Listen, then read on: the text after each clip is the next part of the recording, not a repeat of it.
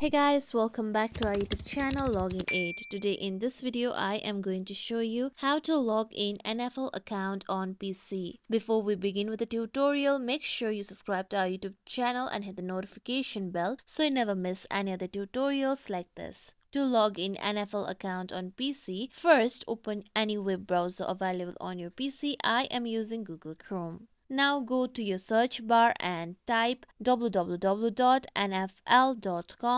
then press on enter.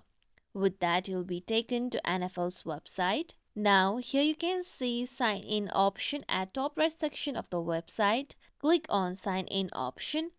Then here you can see the sign in page. Now here you can see various of sign in option. You can sign in with your Google account or your Apple ID, or you can manually sign in to your NFL account. To do that, first enter your email address on the given box, then enter the correct password of your account.